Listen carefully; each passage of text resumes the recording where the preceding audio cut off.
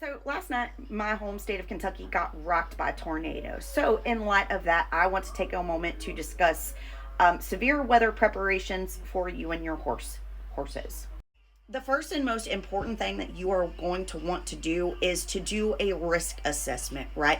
Figure out what kind of weather is coming, whether you are in the direct path of it or if it's going to sideswipe you. In cases where there's not a tornado directly barreling towards you and you're just going to get like hail, lightning, high winds, your barn should be sturdy enough to offer your horse protection from all those things. Now, nobody is saying that your barn should be built to withstand a big ass tornado like directly plowing into it, but it should be sturdy enough again to protect you from moderate to severe weather.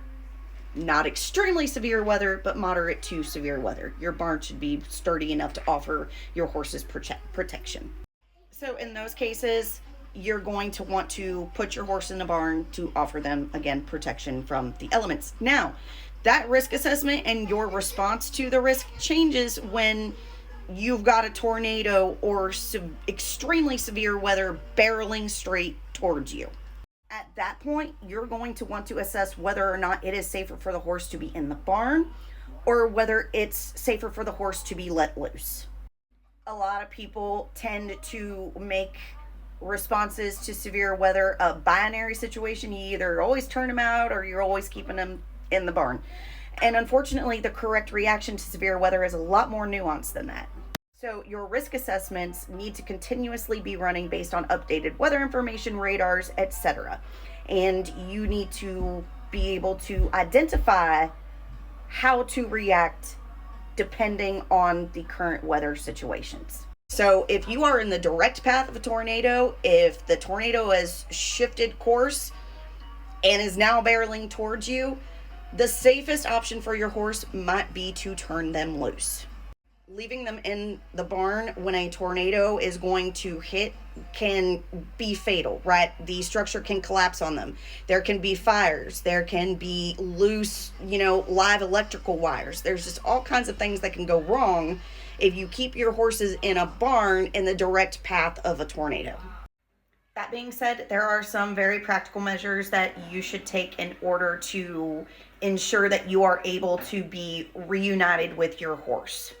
In my opinion, the best approach is a multi-layered one. So what I do is I will take a Sharpie and I will write my name and phone number on all four hooves. I have a laminated business card that's almost kind of like on a little string. I braid that into the tail. An air tag, I braid that into the mane. If I have animal/horse safe paint, I'll paint my name on one side and my number on the other. A lot of times it washes off, but I do it anyway.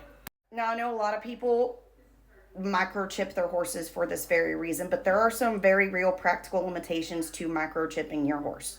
Unlike cats and dogs that are found, scanning a horse for a microchip is not an automatic thing. It's not even something that most people would even think to do. And even if they did think to look for a microchip, they would need a compatible scanner. And they would also need to figure out where the fuck the microchip is.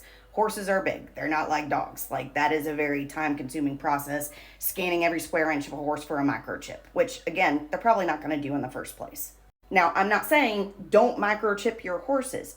If you want to microchip your horse, be my guest. It's not going to hurt anything. But realize that, again, it has very practical limitations in the real world scenario.